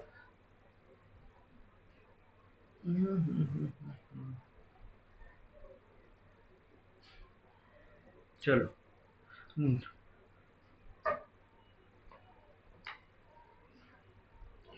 2 4 6 8 डी आएगा भाई, डी ही आएगा 4 और 5। ठीक है, ऑप्शन नंबर 4 आपका राइट आंसर, डी ई आएगा। आड़ा चार ताल में 4 ताली होती हैं और रुद्र ताल में 5 ताली होती है। 1 3 5 और 11, 1 3 7 और 11, हाँ 4 ताली होती है।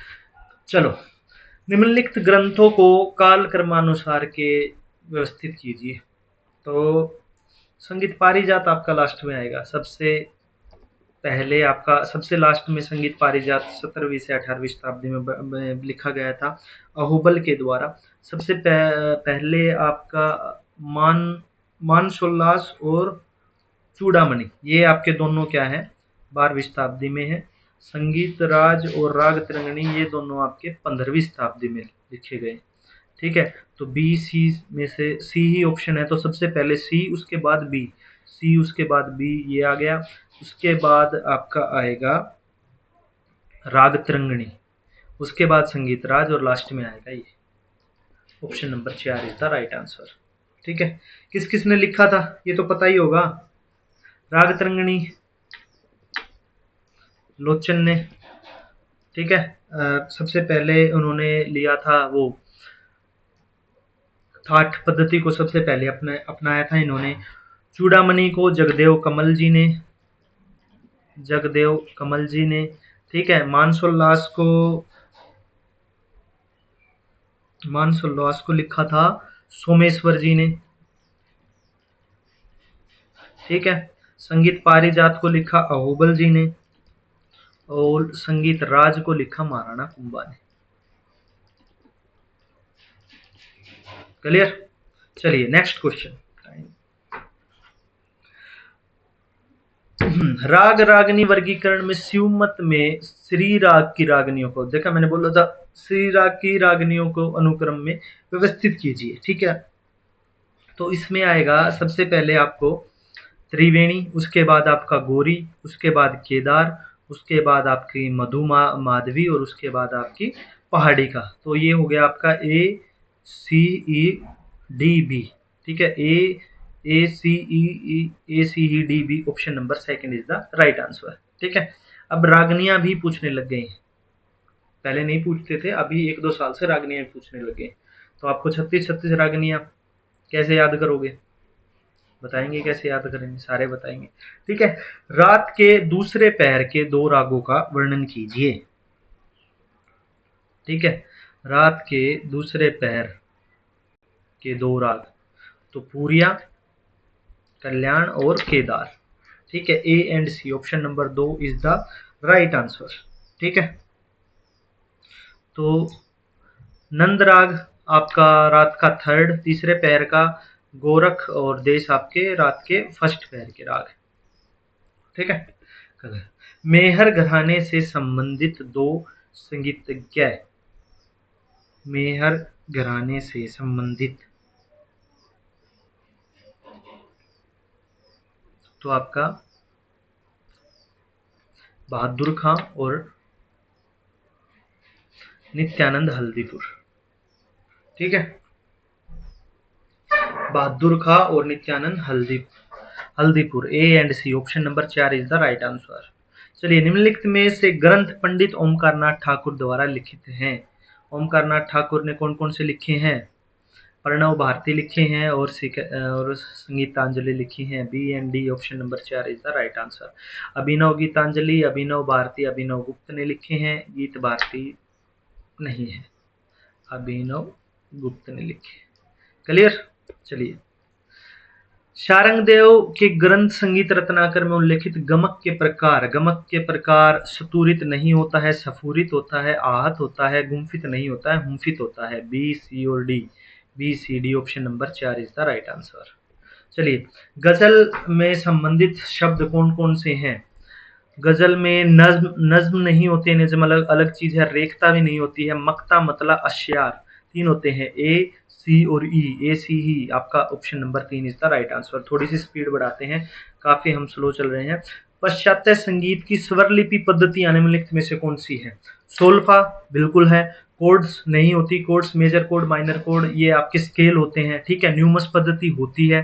क्लेफ नहीं होता। क्लेफ क्या होता है? क्लेफ आपके स्टाफ नोटेशन के अंतर्गत आता है क्लेफ। जैसे आपका ये है आपका ट्रेबल क्लेफ है, ये जो साइन है ये आपका ट्रेबल क्लेफ है, ट्रेबल क्लेफ है, ठीक है। दूसरा एक आपका बास क्लेफ होता है, जिसका साइन ये होता है बास क्लेफ। ट्रेबल क्लेफ सी से ऊपर वाले स्वरों को दर्शाता है, बास क्लेफ नीचे वालों को दर्शाता है।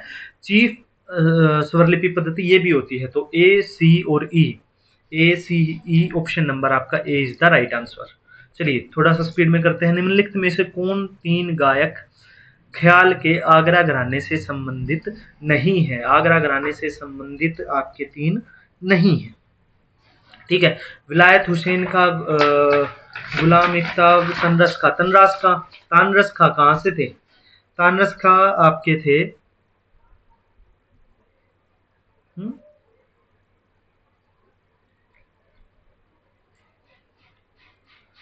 तो गुलाम आगरा से गुलाम थे, तानरस थे फकीर थे, ठीक है। तो B D E option number 2 is the right answer. चलिए, वो तानरस खां है। लास्ट नेक्स्ट क्वेश्चन, शुद्ध छायालग संकीर्ण राग वर्गीकरण के अनुसार संकीर्ण राग कौन कौन से हैं? संकीर्ण राग कौन कौन से हैं? बसंत, मालकुंजी, मारवा, गोड सारंग और जयजवंती। देखिए, गोड सारंग जैसे नाम से ही पता चल रहा है, 2 है, गोड और सारंग, ठीक है। उसके बाद है आपका मालकुंजी है, आपके सारंग और खमाज से मिलकर बना है, ठीक है। उसके बाद जयजवंती नेट वालों का सबसे पसंदीदा राग है, जयजवंती बहुत आता है आपका। जयजवंती है आपका दरबारी और देश से बना है, दरबारी और देश से। संकीर्ण कौन कौन से हो गए? बी हो गया, डी हो गया, ई हो गया। बी, डी ही ऑप्शन नंबर 4 आपका राइट आंसर। क्लियर। मध्यम ग्रामिक मूर्छना के प्रकार, ठीक है। फिर वही स्टोरी से याद रख लो। हरीश नाम का लड़का है, पूर्वी नाम की लड़की है, मार्ग में मिल रहे हैं। ए, सी, ई। ए, सी ही आपका option number 2 is the right answer. चलिए, स्टाफ नोटेशन पद्धति में क्लैप के प्रकार। क्लैप देखो अभी बताया था, ट्रेबल क्लैप बताया था, ठीक है। बास क्लैप, टेनोर क्लैप होता है, ठीक है। कैनन, अल्टो क्लैप होता है। नाद के 5 भेद बताए थे ना, अल्टो, स्पेरनो, बास, टेनर, फाल्सेट्टो।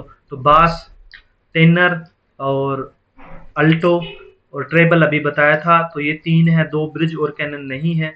ए, डी, ई। ए, डी, ई आपके ऑप्शन नंबर 2। नाद के वेस्टर्न संगीत में नाद के 5 भेद करवाए थे, अल्टो, स्पेरनो, बास, टेनर, फाल्सेट्टो, ठीक है। तो और ट्रेबल अभी ट्रेबल ये है आपका, ये वाला ट्रेबल होता है, ठीक है। उल्टो और टेनर है ही। ब्रिज जो है आपका क्लैप नहीं होता है, ब्रिज इंस्ट्रूमेंट का एक पार्ट होता है, ठीक है, नीचे लगा हुआ होता है। चलिए, पाश्चात्य संगीत में सी शार्प को कैसे लिखे जाएंगे? सी शार्प, देखो शार्प का साइन ये होता है, फ्लैट का साइन ये होता है। शार्प का मतलब एक आगे, फ्लैट मतलब एक पीछे, ठीक है। डी फ्लैट को, डी फ्लैट मतलब एक पीछे डी के बाद क्या आता है? सी शार्प आता है, ठीक बात है। ई फ्लैट का मतलब आपका हो जाएगा डी शार्प, ठीक बात है। सी नेचुरल तो सी ही रहेगा। बी डबल शार्प, ठीक है। बी शार्प किया, सी आया, बी उसके बाद एक और शार्प किया, सी शार्प आ गया, ठीक बात है। डी डबल फ्लैट, डी को फ्लैट किया, सी शार्प डबल फ्लैट किया, सी, ठीक है। तो इसमें से आपका क्या पूछा है, सी शार्प आपका आएगा D and B, sorry A and D, A और डी आपका कहाँ है, ऑप्शन नंबर 4 में, ठीक है। फ्लैट में आगे, फ्लैट में पीछे जाना, शार्प में आगे जाना, क्लियर। ये आपके इक्वली टेम्पर्ड स्केल पर आधारित है ये सारी की सारी चीजें, ठीक है। प्रबंध के अंग निम्नलिखित में से कौन कौन से हैं, अब देखो प्रबंध में 3 प्रकार होते हैं, 4 धातु होती हैं और 5 जाति होती हैं और 6 अंग होते हैं। ऐसे याद रखो, 3 प्रकार कौन कौन से, 2 धातु वाले, 3 धातु वाले, 4 धातु वाले, ठीक है। 4 धातु कौन सी, 4 धातु हैं आपकी ध्रुव, मेलापक, अंतरा, आभोग, ठीक है। जाति 5 कौन सी है, मेदिनी, अंदनी, दीपनी, तरावली, ठीक है, इस प्रकार से। अंग कौन से हैं आपके, अंग जैसे ध्रुव और मेलापक क्या है आपके, ये धातु है। विरुद्ध, पट, ताल, सवर और तेनक, और आपका क्या रह गया, पाठ, ठीक है, ये रह गया पाठ, ताल, तेनक, पद, विरुद्ध, विरुद्ध रहे नहीं, विरुद्ध, पट, ताल, सवर, तेनक और पद, ठीक है।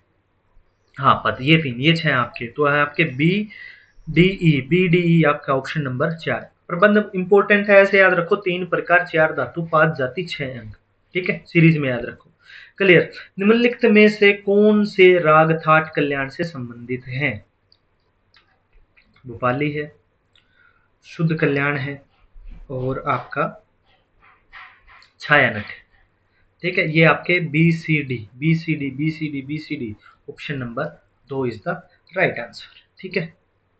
बिहाग और देशकार किससे हैं आपके, बिहार और देशकार आपके बिलावल थाट से, बिलावल थाट से, क्लियर।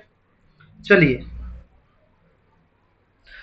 कानडा अंग के 2 पद बंध निम्नलिखित में से कौन से हैं, कानडा अंग में पहला है, ठीक है, धनिदापा ये नहीं है, निरेगा नहीं है, गामा रेशा ये है, ठीक है। तो ए एंड डी चौथा ऑप्शन आपका ठीक है, क्लियर। हनुमत मत के अनुसार मालकोस राग की 2 रागनियां, मालकोस राग की 2 रागनियां हैं तोड़ी और गोरी, सी एंड डी कहां पर है, सी एंड डी नहीं है,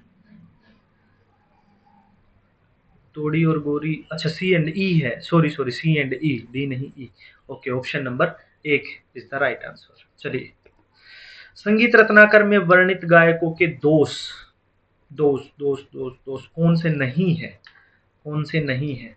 संगीत क्या होता है, मतलब शंका में गाना, ये तो दोष है। श्रावक क्या होता है, ये सुनने वालों के, गाने वाले का सुनने वाले का नहीं है। भीत क्या होता है, भयभीत होकर गाना, तो ये भी दोष है।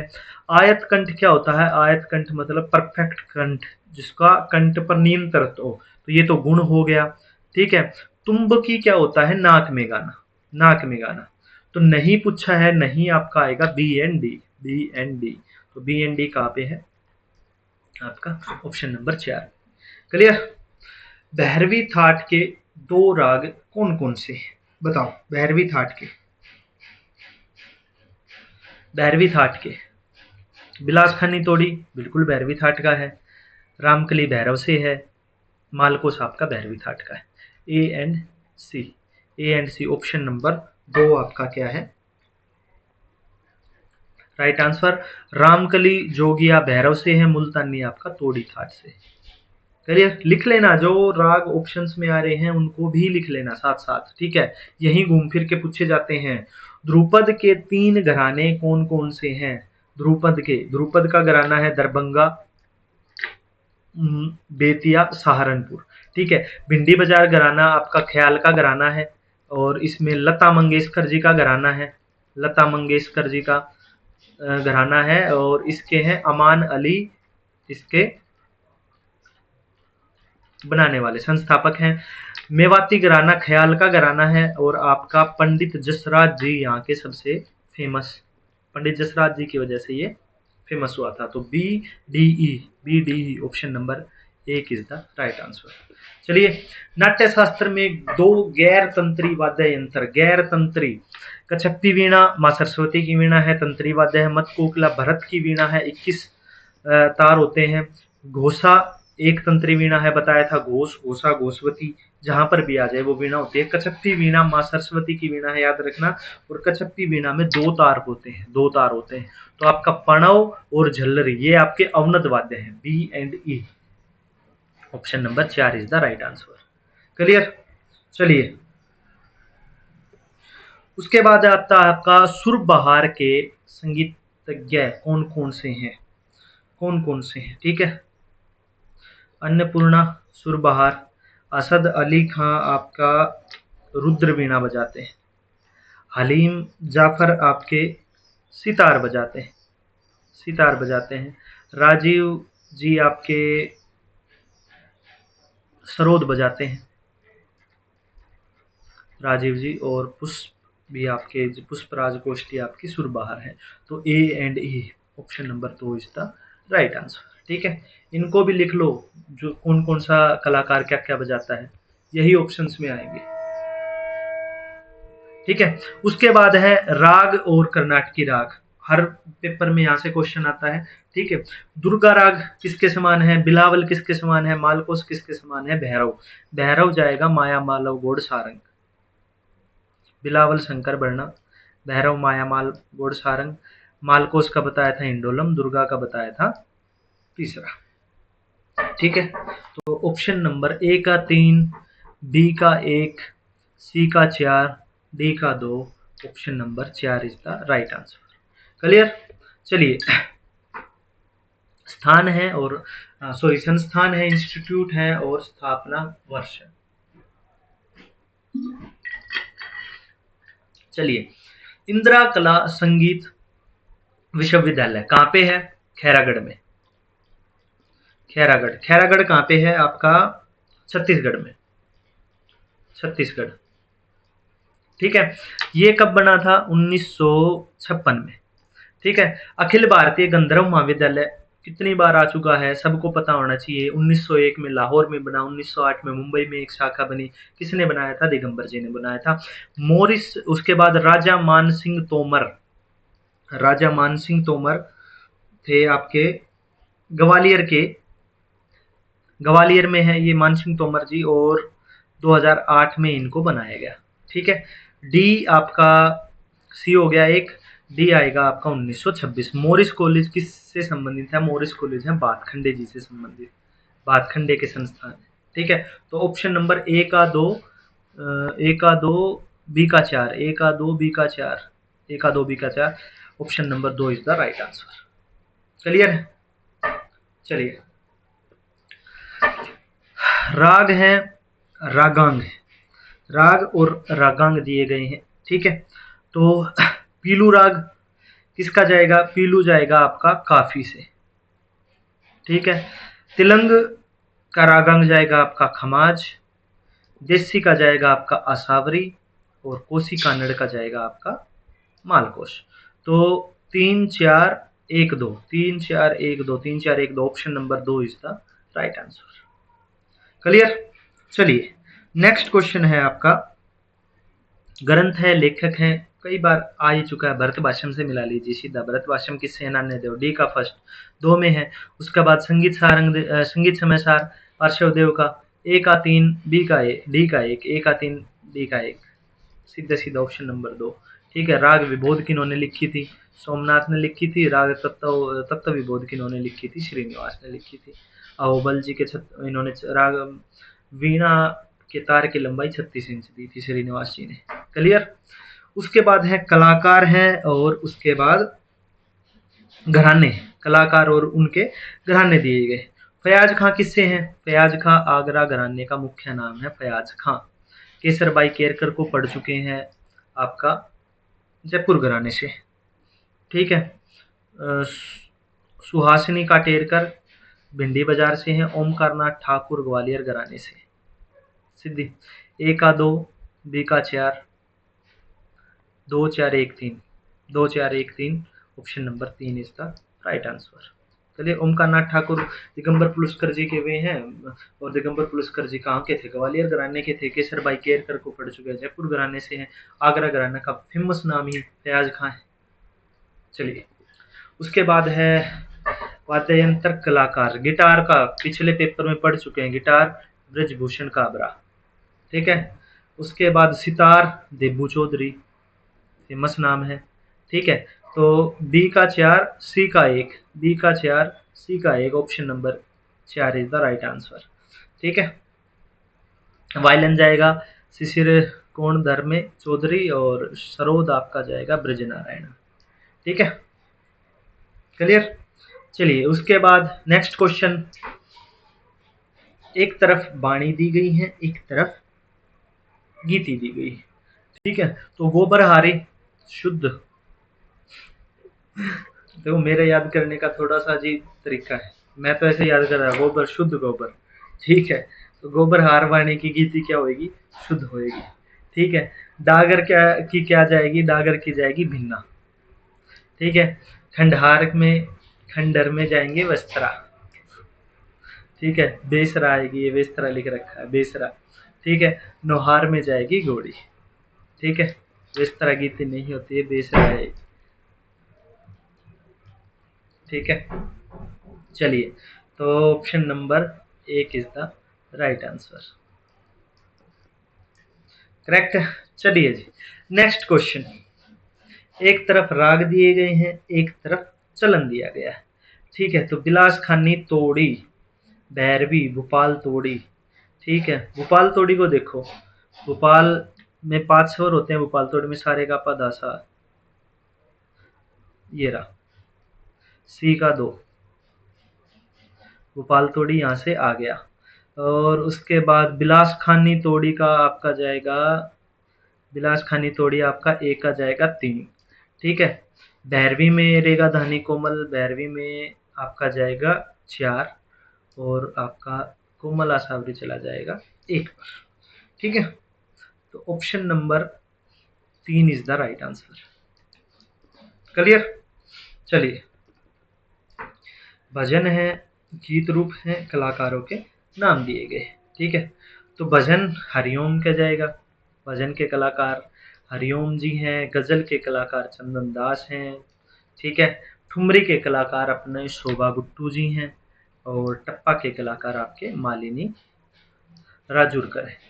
तो इसके अकॉर्डिंग आपका राइट आंसर हुआ ऑप्शन नंबर 4, क्लियर। उसके बाद है नेक्स्ट क्वेश्चन, संगीत समारोह है, और आपके दिए गए हैं। तो देखो, तानसेन ग्वालियर से थे, तानसेन का हो गया ग्वालियर। हरिबल्लभ जलंधर में होता है, हरिबल्लभ का चला गया जालंधर, ठीक है। स्वाइब तो बी का 4 सी का 1, बी का 4 सी का 1, ऑप्शन नंबर 2 इसका राइट आंसर, ठीक है। ए का 3 है, सवाई कुंद्रव आपका पुणे में होता है, और बच गया क्या? सप्तक आपका अहमदाबाद में होता है, क्लियर। चलिए, क्वेश्चन नंबर 91 पे आ गए। क्वेश्चन नंबर 91 पढ़ते हैं। राग के काल सिद्धांत में प्रत्येक राग को विशिष्ट समय समूह निर्दिष्ट किया गया है, जिसके द्वारा राग का सुर और उसकी प्रभाविता में वृद्धि होती है। बिल्कुल, मतलब रागों को अगर उसके टाइम के अकॉर्डिंग गाए तो राग का सुर और उसका प्रभाव बढ़ जाता है, ठीक है। सर्वप्रथम काल सिद्धांत की चर्चा संगीत मकरंद में की गई है। संगीत मकरंद किन्होंने लिखी है? नारद में लिखी है, क्लियर। राग के लिए काल अवधारित करने की परंपरा का शुभारंभ मंदिरों में ईश्वर की स्तुति में निमित्त किया गया था, ठीक है। संगीत पारिजात के अनुसार राग को ऐस में बजाने में, मतलब संगीत पारिजात अहोबल के अकॉर्डिंग अगर राग को बिना टाइम के बजाते हैं तो व्यक्ति में दोष उत्पन्न होता है, ठीक है। श्री लक्ष्मण संगीत में उल्लिखित काल सिद्धांत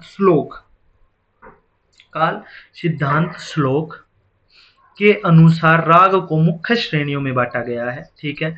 यथा कोमल ऋषभ, एक है कोमल ऋषभ दैवत युक्त राग, शुद्ध ऋषभ दैवत युक्त राग, कोमल गंधार निषाद युक्त राग, ठीक है। 3 श्रेणियों में बांट दिया गया है। कोमल ऋषभ दैवत संधि प्रकाश को, प्रातःकाल तथा संधि प्रकाश 4 से 7 होते हैं, ठीक है, गाया बजाया जाता है, जिस क्रम में प्रातःकाल सायकाल को क्रमशः प्रातःकाल में जाएगा शुद्ध मध्यम और सायकाल में जाएगा तीव्र मध्यम। मतलब प्रातःकाल में शुद्ध मध्यम, सायकाल में तीव्र मध्यम। ठीक है, मेन मेन पॉइंट आप लिख लो अलग से, ऐसे ही मेन मेन पॉइंट जो आपको लिखे अलग से लिख लो पेपर में, बार बार इसको पढ़ने की जरूरत नहीं पड़ेगी फिर। ठीक है, शुद्ध ऋषभ और देवत युक्त राग को 7 से 10 या 12 बजे तक। ठीक है, देखो कोमल ऋषभ कोमल देवत, कोमल ऋषभ कोमल देवत 4 से 7, शुद्ध ऋषभ और देवत, शुद्ध ऋषभ और देवत को 7 से 10 या 12। ठीक है, मेन मेन चीज इसमें यही आ गई। प्रातः काल में जाएगा शुद्ध मध्यम, साय काल में जाएगा आपका तीव्र मध्यम। सारी चीजें रागों के समय के अनुसार आपको पढ़ाई गई है, वही सारी चीजें हैं। चलिए पहला क्वेश्चन, रागों के काल सिद्धांत का अवलोकन किन्होंने किया था? संगीत मकरंद दिया गया है, आपको राइटर का नाम पता होना चाहिए। देखो यहाँ पे सारे ग्रंथों का नाम दिया गया है, संगीत मकरंद, संगीत पारिजात, लेकिन यहाँ पे क्या दिया गया है? राइटर का नाम दिया गया है, तो आपको राइटर का नाम पता होना चाहिए। तो पहले का ऑप्शन क्या है? Narad, D, option number 4। ठीक है, राग की समय पर प्रस्तुति करने का फल क्या मिलता है? अहोबल जी इन्होंने कहा था, ये रहा, जिसका राग की सुर और उसका प्रभाव बढ़ता है, मतलब वार्दिक सुर और राग की प्रभाविता बढ़ती है। ठीक है, 92 का ऑप्शन नंबर 4। उसके बाद काल सिद्धांत के अनुसार रागों को 3 श्रेणियों में बांटा गया है। ठीक है, 3 श्रेणियां कौन सी हैं? ये रही कोमल ऋषभ देवत, शुद्ध ऋषभ देवत और कोमल गंधार और कोमल निषाद। मतलब रेधा कोमल, रेधा शुद्ध और गंधार और निषाद कोमल। ठीक है, चलिए उसके बाद है काल सिद्धांत के अनुसार राग यमन। राग यमन में क्या है? राग यमन में आएगा आपका मातीव्र, आएगा मातीव्र जाएगा सायकाल में। देखो आपको हर चीज की नॉलेज होनी चाहिए, राग में कौन कौन से स्वर है ये भी आपको नॉलेज होनी चाहिए। सायकाल 7 से 10 आ गया। नेक्स्ट क्वेश्चन, निम्नलिखित में से संधि प्रकाश राग, संधि प्रकाश राग रेधा कोमल किस में है? रेधा कोमल भैरव में है। माँ शुद्ध है, तो मतलब प्रातः काल का संधि प्रकाश राग, सुबह 7 से 10 तक। क्लियर है? हो गए? चलिए नेक्स्ट पढ़ते हैं, जब किसी वस्तु में कंपन होता है तो उसके चारों ओर प्रवाहित वायु में एक प्रकार का आंदोलन होता है। बिल्कुल सही बात है, पहला ही चैप्टर आपको ध्वनि का पढ़ाते हैं, उसी से है सारा। यह आंदोलन वायु में मंडलाकार होकर फैलता हुआ हमारे कानों में प्रविष्ट होकर कान के पर्दों को कंपित करता है। सही बात है, कहीं दो चीजों में कंपन होगा, वे आकर हमारे कान के पर्दे पर कंपन करते हैं तो हमें सुनाई देता है। ठीक है, यह आंदोलन तरंग के रूप में फैलता है। ठीक है, बिल्कुल सही बात है। जल और वायु दोनों माध्यमों में तरंगे भिन्न होती हैं। जल में और वायु में अलग अलग तरंगे होती हैं, जिनमें से एक अनुप्रस्थ होती है, दूसरी अनुदैर्घ्य। मतलब जल में होती है अनुप्रस्थ, वायु में होती है अनुदैर्घ्य। अनुप्रस्थ और अनुदैर्घ्य करवाई हुई है, अनुप्रस्थ सीधी दिशा में जाता है, अनुदैर्घ्य टेढ़ी दिशा में जाता है। ठीक है, सांगीतिक ध्वनि उत्पन्न होने के लिए नियमित कंपन का होना आविष्कार है, अनिवार्य है। बिल्कुल ठीक बात है, यही कंपन और आवृत्ति ध्वनि की तारता एवं तीव्रता को तय करती है। बिल्कुल बात है, कंपन से ही सारी चीज आपकी तारता और तीव्रता बिल्कुल फिक्स होती है। आवृत्ति या कंपन संख्या तार की लंबाई में व्युत्क्रमानुपाती होती है। बिल्कुल ठीक बात है। ध्वनि का वेग गैस की अपेक्षा तरल में, देखो ध्वनि का वेग हवा, गैस मतलब हवा, हवा की अपेक्षा तरल में वाटर में, तथा द्रव की अपेक्षा वाटर की अपेक्षा ठोस में, सॉलिड में क्या है? अधिक होता है। मतलब वायु से ज्यादा आपका लिक्विड में होगा, लिक्विड से ज्यादा आपका क्या में होगा? सॉलिड में होगा। क्लियर? यह सामान्य नियम है। ठीक है, जब दो खड़े खंडों में कंपन करता है तो उसकी आवृत्ति एक खंडी कंपन की आवृत्ति से दुगनी हो जाती है। सही बात है, कंपन दुगना होएगा, आवृत्ति दुगनी होएगी। जब 3 खंडी कंपन की आवृत्ति दुगनी होती है तो 4 खंडी आवृत्ति चौगुनी हो जाती है। सही बात है। इसी के आधार पर आवर्तियां मौलिक, आवर्तक, उपस्वर, उत्स्वर कहलाती है। उपस्वर को स्वयंभू स्वर तथा अनुरणात्मक नाद भी कहा जाता है। नाद वाले टॉपिक में भी पढ़ाया था, स्वर वाले टॉपिक में भी पढ़ाया था, स्वयंभू नाद, स्वयंभू नाद। ठीक है, उपस्वर। चलिए क्वेश्चन नंबर 1 पर आते हैं। तार के कंपन की दृष्टि में जल की तरंगे क्या होती है? जल की होती है अनुप्रस्थ, वायु की होती है अनुदैर्घ्य। अभी पीछे पढ़ के आए हैं, option number 3 is the correct answer. निम्नलिखित में से किस माध्यम में ध्वनि का वेग सर्वाधिक होता है? देखो, वायु से अधिक लिक्विड में, लिक्विड से अधिक सॉलिड में। ठीक है, तो सॉलिड आपका ऑप्शन नंबर 3 लोहे, सॉलिड में सबसे अधिक होएगा। क्लियर, अभी पढ़ा था। तार की लंबाई दुगनी करने पर ध्वनि की आवृत्ति क्या होगी? तार की लंबाई, देखो उसमें पढ़ाया था नाद वाले में, तार इतना तार है, मान लो अभी कोई तार भी नहीं है, इतना तार है, उसको बजा रहे हैं, तार दुगना कर दिया, सेम प्रेशर से करेंगे तो ध्वनि आपकी आधी हो जाएगी, आवृत्ति आपकी आधी हो जाएगी। Option number 2 is the right answer. मूल स्वर के अतिरिक्त अन्य स्वरों को क्या कहते हैं? उपस्वर, उपस्वर, अनुनात्मक स्वर। ठीक है, चलिए लास्ट है क्वेश्चन आपका, यदि वास्तविक तार की आवृत्ति 240 है तो तीन खंडी पर क्या होगी? तीन खंडी पर तीन गुना हो जाती है, 240 का 3 गुना होता है 720। Option number 3 is the right answer. Clear, ये थे आपके 2024 के 100 क्वेश्चन। क्लियर, कैसी लगी आप सब लोगों को क्लास? कमेंट करके जरूर बताइएगा। अपने दोस्तों के साथ जो है वीडियो को शेयर कीजिएगा, जो बच्चे तैयारी कर रहे हैं। आई होप उनको बहुत हेल्प मिलेगी। हमने बहुत सारे क्वेश्चन किए हैं, देखो 100 क्वेश्चन से कम 300 से 350 क्वेश्चन तो कर लिए हैं आज इस क्लास में। इसी वजह से क्लास की लेंथ थोड़ी लंबी हो जाती है, लेकिन ज़्यादा पढ़ने का से हमें ज़्यादा वीडियो करने से कोई मतलब नहीं है, क्वालिटी वाइज अच्छी होनी चाहिए। ठीक है, अगर 1 घंटे की में 100 देख रहे हो, 2 घंटे में अगर आपके 300 से 350 क्वेश्चन हो रहे हैं तो दिस इज द बेस्ट। ठीक है, एक चीज़ को ध्यान रखो, यही स्ट्रेटेजी मेन है, ऑप्शंस को भी आपने याद करना है, बस ये चीज़ अपना लो, ऑप्शंस को भी याद करो, आपका जेआरएफ हो जाएगा। बाकी आप बैच के लिए कांटेक्ट कर सकते हैं, हमारा एक ही बैच है सारे कॉम्पिटिटिव एग्जाम्स के लिए, म्यूजिक के सभी कॉम्पिटिटिव एग्जाम के लिए एक कॉमन बैच होता है हमारा, जिसमें हम म्यूजिक का सारा सिलेबस करवाते हैं, कंप्लीट सिलेबस। इस एक बैच के बाद आपको किसी और से कहीं और से म्यूजिक पढ़ने की आवश्यकता नहीं होती। क्लियर, तो वीडियो अच्छी लगी हो तो कमेंट करना, लाइक करना और अपने दोस्तों के साथ शेयर जरूर करना। Okay, thank you.